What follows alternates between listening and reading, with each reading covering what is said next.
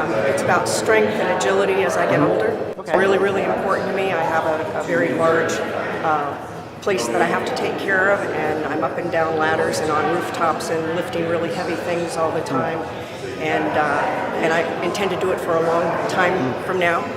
And so I figure I better get myself as strong and agile and balanced as I possibly can as I get older. I think actually, compared to what I did in the past, like in high school, I did like track in high school and basketball and soccer.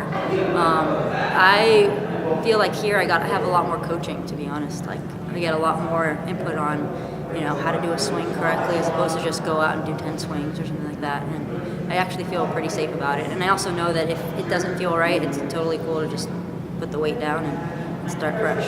How this compares, I really like the way just within the class, even though I only knew a couple people here, it was pretty welcoming, and there was a little bit more camaraderie than I've seen in some of the other classes I've done, which I thought was pretty cool.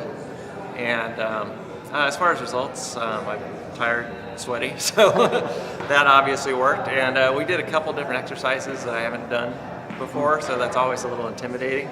But again, Drew's coaching was really good as far as giving us tips on technique and then working with each individual and making adjustments. So yeah, it was very satisfying. I think the shop is wonderful. It's really a great spot, great view.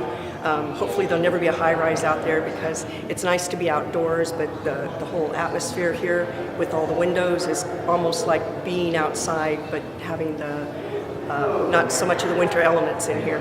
But this is working on cardio and it's pushing me in ways that I would never push myself. So my stress level is not that high, but I know I'm in better shape. And so I'm doing it for the fitness and the personal challenge of more than the stress. If you had asked me at age 61 if I would be doing this, I would have said forget about it. So I'm pretty happy being able to do this at my age. I hope I can still be doing this at 65 simply because of the discipline.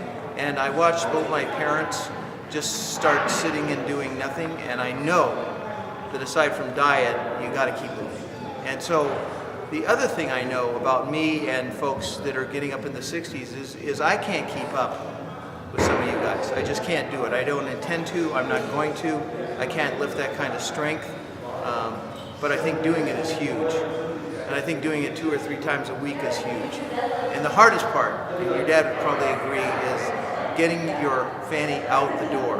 You get your stuff in the bag and you walk out the door and you go because you know at noon or 9 or 6:30 you're going to go do that. That for me is the way to go. I would say give it a try. Drew's really good at instructing you on how to do it correctly, and he's not going to tell you to go really heavy if you're not ready for it, which is always really, feels really good, and I feel safe about it.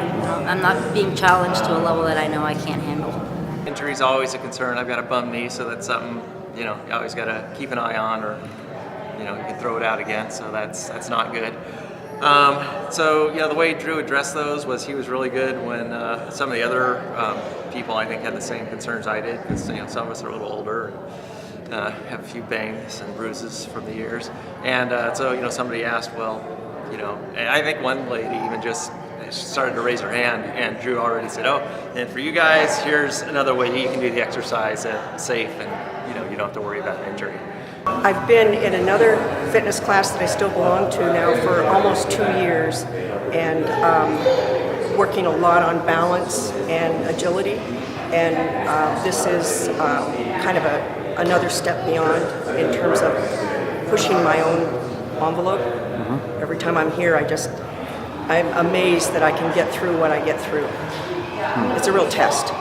I've really been impressed with Drew's, just his demeanor and the way he comes across as someone who really knows what he's doing and really takes an interest in every participant, and does that little individualized coaching to make them successful. And even with a class of, I think we had 15 people, in an hour, he still managed to work in a little individual time, I think, with everybody, which is pretty nice. But I really do need the discipline of coming here once, twice, or 3 times a week to get myself to do activities that I would normally not do. I would be more lazy about the upper body, the cardiovascular certainly the lunges, and so it's a personal challenge to get up and do it, and the regiment, the discipline is what's hard for me.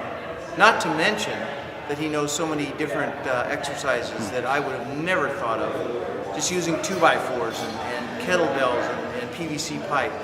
Well, I'm really competitive, so I like to, compete with other people, and I think it's a friendly competition. I'm not trying to push myself over the limit, but I like being around other people because you get to compete and you get to see how you're progressing compared to, and you see how the other person progresses as well. So you can kind of give each other positive feedback. It is really makes me confident and very aware about my surroundings and what my limits are and are not anymore.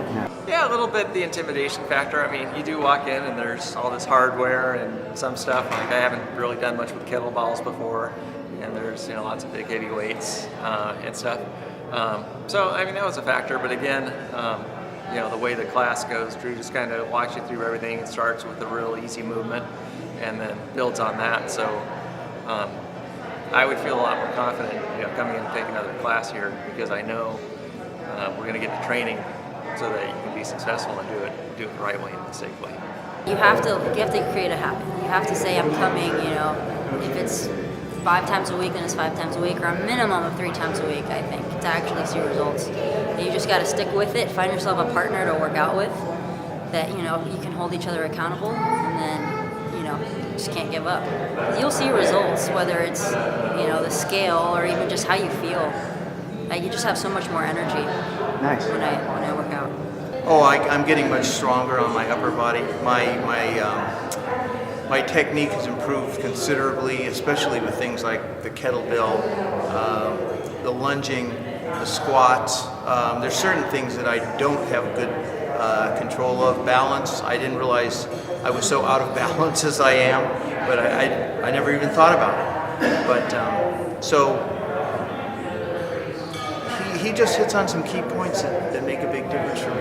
And I've learned more that the balance is really missing, and I have to really focus on that personally. So pull-ups, for a really good example.